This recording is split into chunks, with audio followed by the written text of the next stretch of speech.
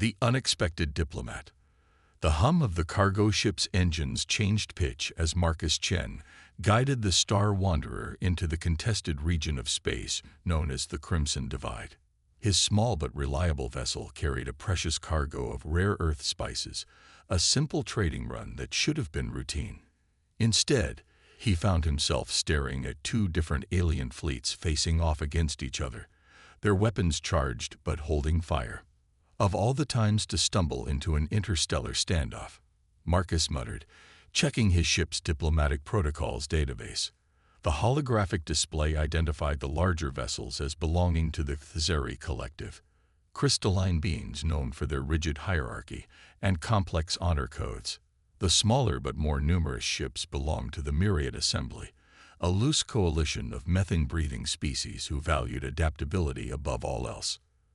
The Star Wanderer's communications array lit up with incoming transmissions from both sides. Marcus took a deep breath, straightened his worn leather jacket, and accepted both calls simultaneously. Two holographic projections materialized in his cockpit.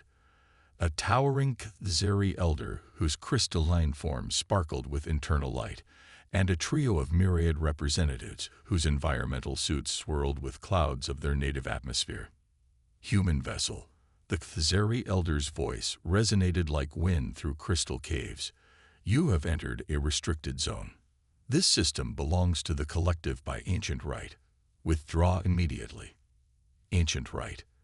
The lead myriad delegate's translator rendered their methane speech into a harmonious chorus. This system lies along vital trade routes. No single species can claim ownership of such an important junction. Marcus studied both parties carefully, years of trading in the outer colonies having taught him to read alien body language. The Thzeri's crystal facets were flickering with barely contained aggression, while the myriad delegate's atmospheric suits roiled with anxiety patterns. If I may, Marcus spoke carefully, I'm a trader from Earth, carrying cargo that might interest both your peoples. Perhaps we could discuss this situation over a cup of tea, or whatever equivalent refreshments you prefer. Both alien parties fell silent, their attention fixed on the human who dared to suggest such an informal approach to their conflict. The Thzeri elder's crystals chimed softly, their equivalent of contemplative humming. The myriad delegates conferred in rapid bursts of methane exchange. You propose shared consumption of consumables. The Thzeri elder seemed puzzled but intrigued. Explain this human custom. Marcus smiled, reaching for his ship's inventory. On Earth, we have a tradition spanning thousands of years. When difficult discussions need to be had, we often share food and drink. It creates a neutral ground, a space where we can speak as equals rather than adversaries. He pulled up holographic displays of his cargo manifest. I have several varieties of tea from Earth's finest growing regions. The Darjeeling might interest the Thzeri. Its molecular structure creates fascinating crystalline patterns when properly brewed. And for the myriad, I carry special methane-soluble flavor extracts that could enhance your atmospheric mixtures. The myriad delegates' suits rippled with interest patterns, while the Thzeri elder's facets shifted to a more receptive configuration. Marcus continued, sensing an opportunity to prevent the brewing conflict. My ship's diplomatic suite can accommodate both your environmental needs. We could use this opportunity to discuss the system's status while experiencing new sensations. After all, isn't cultural exchange one of the greatest benefits of interstellar civilization? As both parties considered his proposal, Marcus silently thanked his mother for insisting he study diplomatic protocols alongside his pilot training. She had always said that understanding people, human or alien, was just as important as understanding spacecraft. The Thzeri elder's crystals chimed again, this time in a more positive tone. Your proposal has merit, human Marcus Chen. The collective acknowledges the wisdom in your traditional approach. The myriad assembly agrees. The delegates chorused. Perhaps there is something to learn from human diplomatic methods. Marcus breathed an internal sigh of relief as he began docking procedures. He had no idea if this would actually resolve the conflict, but at least they weren't shooting at each other anymore. As he prepared the diplomatic suite and his finest teas, he couldn't help but smile at the absurdity of it all. Here he was, a simple cargo pilot, about to host an impromptu peace conference between two alien civilizations. Sometimes, he reflected, humanity's greatest strength wasn't our technology or our military might, but simply our ability to find common ground, even if that ground had to be created with a well-brewed cup of tea. Cultural exchange. The diplomatic suite of the Star Wanderer had never hosted such an unusual gathering. Marcus had modified the chamber into 3 distinct environmental zones: a crystalline platform for the Khazari Elder, a methane-rich atmospheric bubble for the myriad delegates, and a standard Earth-normal section for himself. The air sparkled with prismatic light from the Elder's form, while methane clouds swirled in elegant patterns within the delegate's containment field. The molecular structure of this, Darjeeling, the Khazari Elder observed, as the tea vapor crystallized into delicate patterns across their surface, it resonates with frequencies we traditionally reserve for poetry composition. Marcus poured himself a cup while monitoring the methane-soluble extracts being misted into the myriad delegates' environment. Poetry. I'd be fascinated to learn more about Khazari artistic traditions. The Elder's crystalline form chimed thoughtfully. We encode our histories in molecular harmonies. Each facet tells a story, each resonance a memory. They shifted, displaying complex internal light patterns. This system you have entered. Its importance to us lies not in resources or strategic value, but in the songs embedded in its very asteroids. Fascinating. One of the myriad delegates harmonized, their environmental suit rippling with genuine interest. We had no idea. Our people value this region for its unique magnetic fields. They create current patterns that remind us of our ancestral ocean storms. Marcus sipped his tea, watching the 2 ancient species begin to truly communicate for the first time. It sounds like both your peoples have deep cultural connections to this system, just expressed in different ways. He pulled up a holographic star chart, highlighting the disputed region. On Earth, we have something called shared heritage sites, places of such cultural significance that they belong to all humanity, protected and preserved for everyone. The myriad delegates' atmospheric suits swirled with consideration patterns. You suggest this system could serve a similar function. Exactly. Marcus set down his cup, warming to the idea. Instead of fighting over exclusive control, why not declare it a protected cultural zone? The Khazari could maintain their crystalline records in the asteroids, while the myriad could study and experience the magnetic phenomena. You could even learn from each other's appreciation of the system's unique properties. The Khazari Elder's facets shifted through several complex configurations, their equivalent of intense contemplation. Your species is young, Marcus Chen, yet you demonstrate unexpected wisdom. We had assumed this conflict could only end in dominion or withdrawal. That's one thing you'll learn about humans. Marcus smiled, pouring another round of tea. We're very good at finding third options.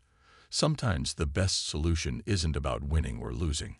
It's about finding a way for everyone to win differently. As the discussion continued, Marcus helped the 2 species draft preliminary agreements for joint stewardship of the system.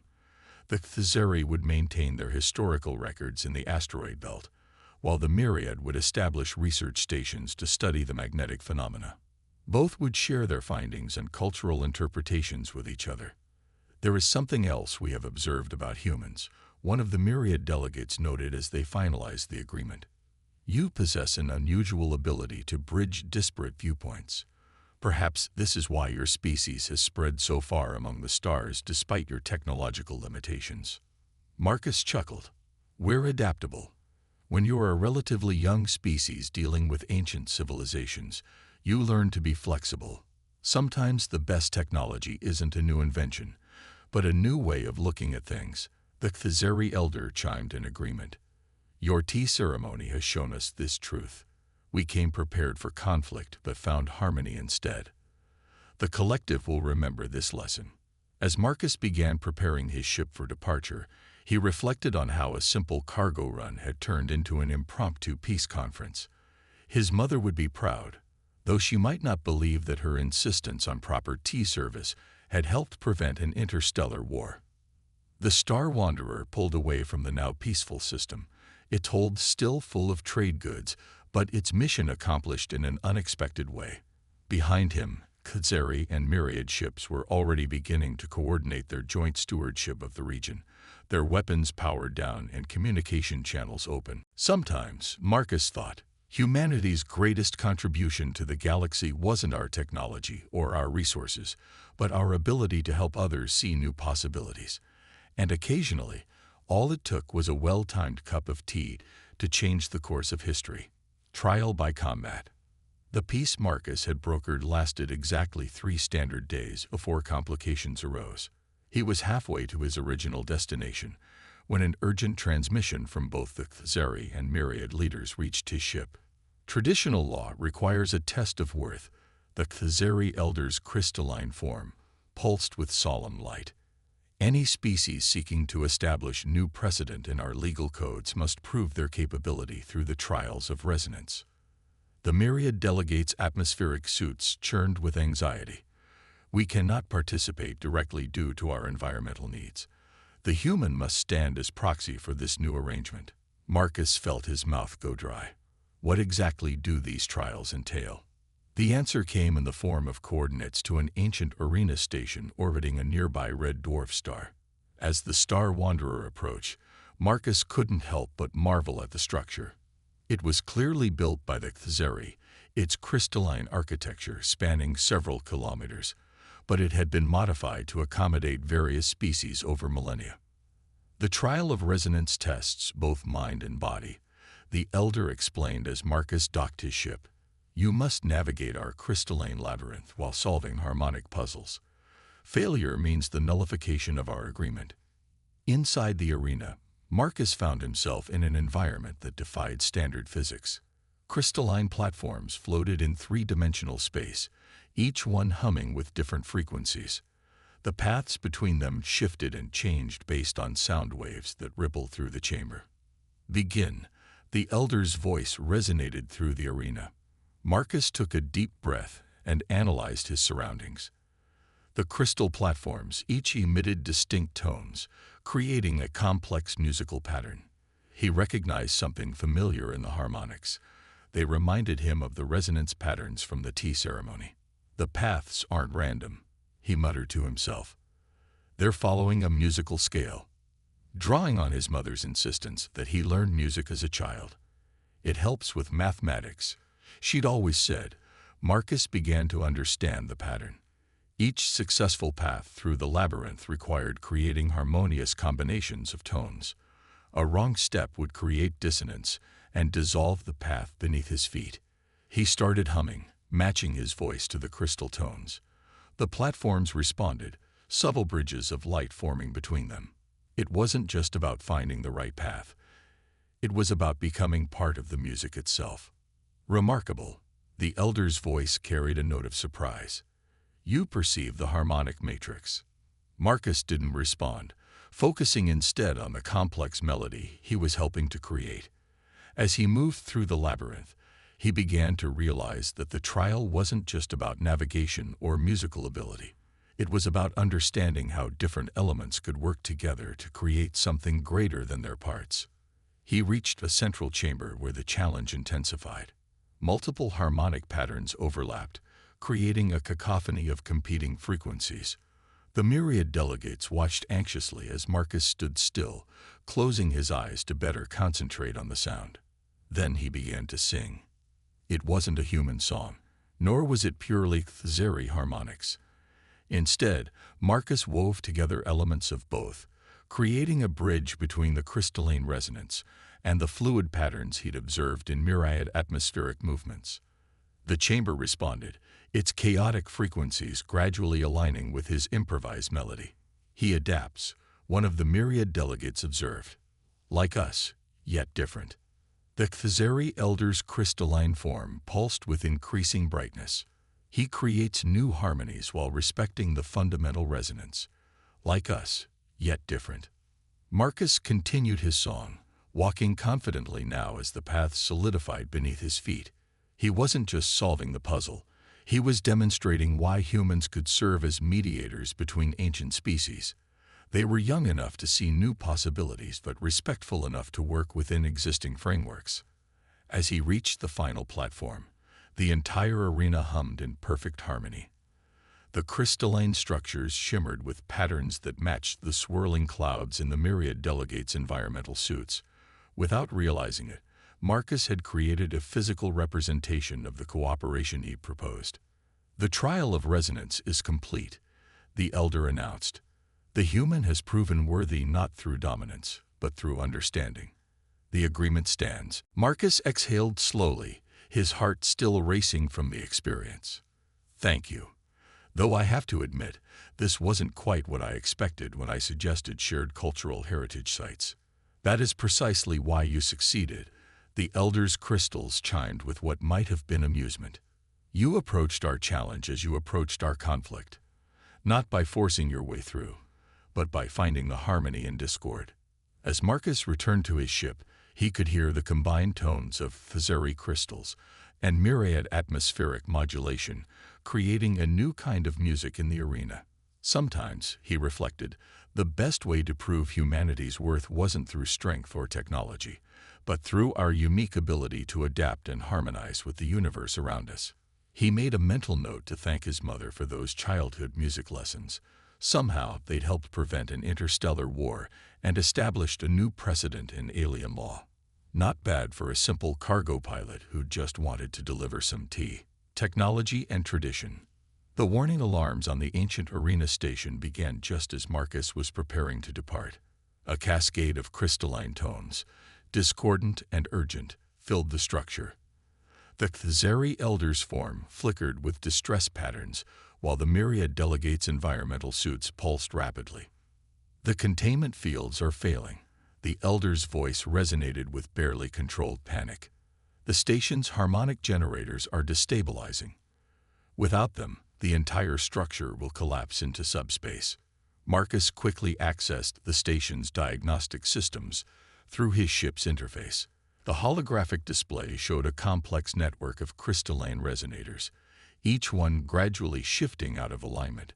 The fundamental frequencies that had maintained the station's integrity for millennia were breaking down. Can't you reset the system? Marcus asked, studying the deteriorating patterns. The original harmonics were established by our ancestors, the elder explained. That knowledge has been lost to time. We maintain the stations, but we no longer fully understand their operating principles. The myriad delegates moved closer to the display, their atmospheric suits swirling with calculation patterns. Our sensors detect growing subspace distortions. If the station collapses, it will create a gravitational singularity that could destabilize the entire sector. Marcus ran his hands through his hair, thinking quickly. The trial he'd just completed had given him insight into how the crystalline technology worked. It wasn't purely mechanical. It relied on complex interactions between sound, light, and quantum resonance. The station doesn't just use harmonics, he said slowly, an idea forming. It's like a giant musical instrument, isn't it? The crystals are literally singing to each other to maintain structural integrity. The elder's form brightened slightly. Yes, the ancient ones built these stations using what they called the music of the spheres, a combination of mathematics, music, and quantum mechanics that we no longer fully comprehend. Marcus smiled, remembering long hours spent in his ship's engine room. You know, human engineers have a saying. Sometimes you don't need to understand how something works to fix it. You just need to understand what it's trying to do. He began accessing his ship's database, pulling up files on Earth's musical history. The trial showed me that your crystalline technology responds to harmonic patterns. What if we treat this like tuning an orchestra? The myriad delegates' suits rippled with interest. Explain. On Earth, when multiple instruments play together, they need to be tuned to the same frequency. But sometimes, you can't tune directly to the right note. You have to use harmonics, overtones that resonate with the fundamental frequency. Marcus pulled up the station's structural diagram again. See these primary nodes. They're like the first violins in an orchestra. If we can get them back in tune, the secondary systems should naturally align themselves. The Elder's crystals chimed thoughtfully. But how can we determine the correct frequencies? We already have them, Marcus said, bringing up recordings from his trial. The harmonics I sang during the test of resonance. They weren't random. The trial itself was teaching me the station's fundamental frequencies. We just need to amplify and modify them. Working quickly, Marcus connected his ship's audio systems to the station's crystalline network. He isolated the key frequencies from his trial performance and began feeding them into the failing generators. At first, nothing happened. Then, slowly, the discordant alarms began to shift, matching the harmonics he was introducing. "It's working," one of the myriad delegates observed, their suit patterns showing excitement. The subspace distortions are stabilizing. The Elder's form pulsed with growing brightness. The secondary nodes are realigning themselves. How did you know this would function? Marcus grinned, making fine adjustments to the frequency output. Human technology isn't as advanced as yours, but we've learned a lot about working with what we have. Sometimes the simplest solution is the best one, even if you're dealing with quantum mechanics and subspace fields. As the station's systems stabilized, the crystalline structure began emitting a beautiful, complex melody, the same one Marcus had discovered during his trial, but now played on a cosmic scale.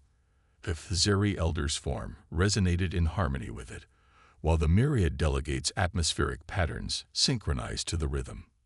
"You've done more than save the station," the Elder said after the crisis had passed. "You've helped us rediscover part of our ancestral knowledge. We never realized the trial of resonance contained the keys to maintaining these structures." Marcus shrugged modestly. "Sometimes it takes an outside perspective. Humans might be newcomers to interstellar civilization, but we've gotten pretty good at finding unexpected connections." The myriad delegates moved closer to the crystalline platforms, their suits showing patterns of deep thought. Perhaps this is why the Ancient Ones built these stations as they did, not just to preserve knowledge, but to ensure that different species would need to work together to maintain them. As Marcus finally prepared to resume his interrupted cargo run, he reflected on how his simple trading mission had evolved.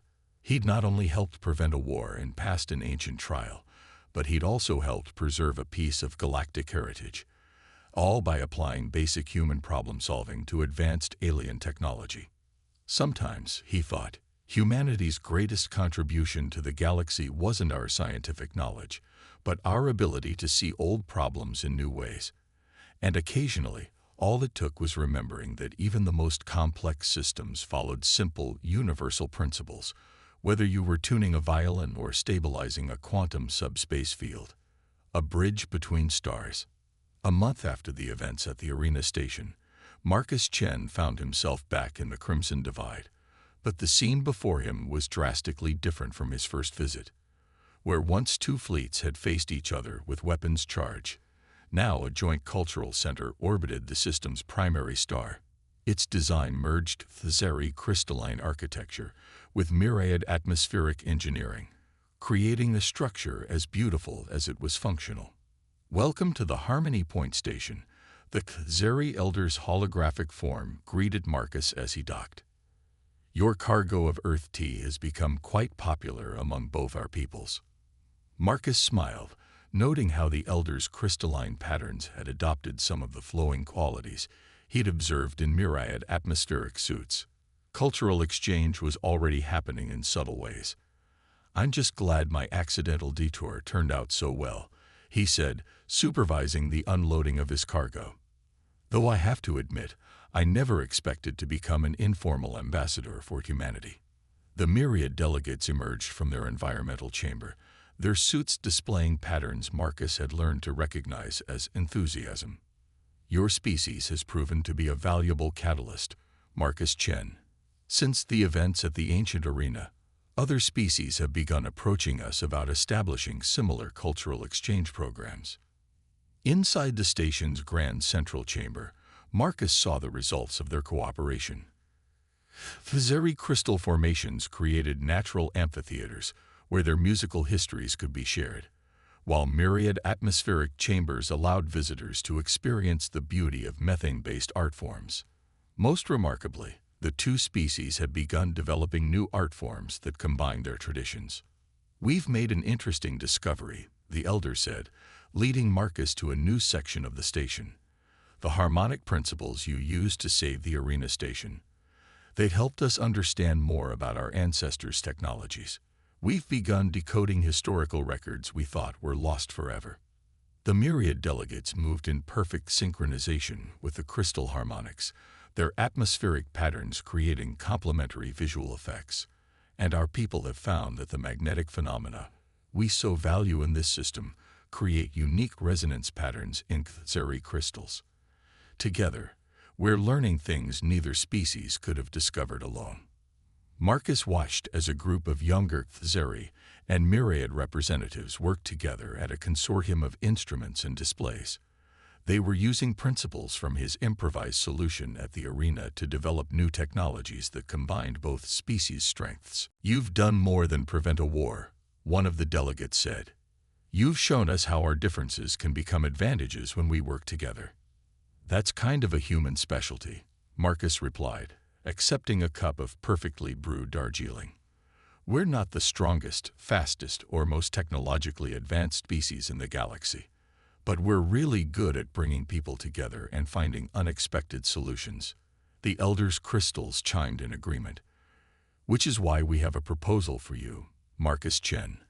The Xeri Collective and Myriad Assembly would like to establish formal diplomatic relations with Earth. We believe humanity has much to teach us about adaptation and innovation." Marcus nearly choked on his tea. "Me? I'm just a cargo pilot. Surely you need actual diplomats for something like that." "Who better?" the myriad delegates chorused. "You've already demonstrated the best qualities of your species: creativity, adaptability, and respect for different traditions, while finding new ways to bridge them." The elder's form pulsed with warm light. "Besides, your understanding of both our cultures is unique, and you make excellent tea." As Marcus considered their offer, he looked out at the space around the station. Ships from both species moved in careful harmony, their flight patterns resembling the complex dance he'd performed in the Crystal Labyrinth. In the distance, the magnetic phenomena that the myriad valued so highly created aurora-like effects in the system's asteroid belt, where the Xeri maintained their historical records. "You know," he said finally, "my mother always told me that the best diplomacy happens over a shared cup of tea. I guess she was right, even on an interstellar scale." The agreement was formalized that day, with Marcus appointed as Earth's first cultural attaché to the newly established Harmony Point Station. His cargo ship, the Star Wanderer, would continue its trading runs, but now with an official diplomatic role. As he prepared for his first official mission as both trader and diplomat, Marcus reflected on how a simple navigation error had led to all this. Humanity might be young compared to many galactic civilizations, but perhaps that was our greatest strength. We were still flexible enough to see new possibilities, yet respectful enough of tradition to help bridge the old and the new. In the end, humanity's real contribution to the galaxy wasn't our technology or our military might. It was our ability to bring people together, to find harmony in discord, and to show that sometimes the best path forward isn't about choosing between traditions, but finding ways to combine them into something new and beautiful. The Star Wanderer departed Harmony Point Station, its holds full of trade goods and diplomatic correspondence. Behind it, the Joint Cultural Center gleamed like a jewel against the star field, a testament to what could be achieved when different species work together, and when a human cargo pilot remembered to pack enough tea for everyone.